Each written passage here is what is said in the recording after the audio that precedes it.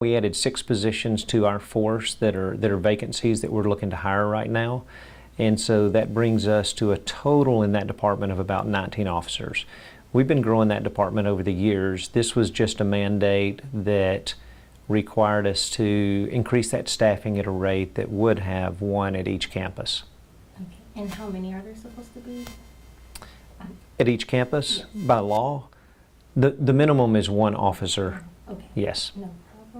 And then what's happening next? How are you working to? Sure.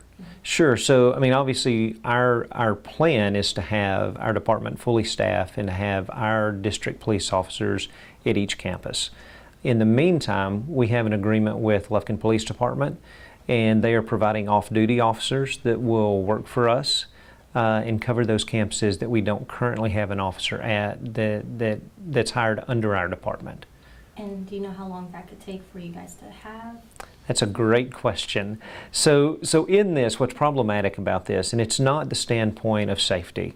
We want to have safe schools. So we're not opposed to having commissioned peace officers on our campuses, and our plan is to hire those and have those as a part of our department. The issue is funding funding is not always sent with mandates.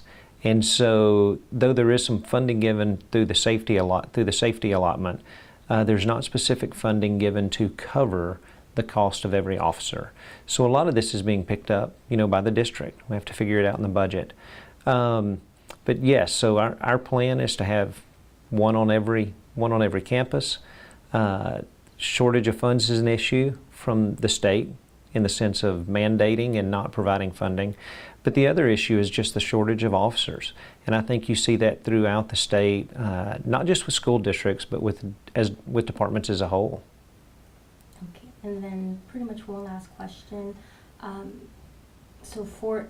missed the meeting, so I didn't know if it was approved just yet or if there's... Sure.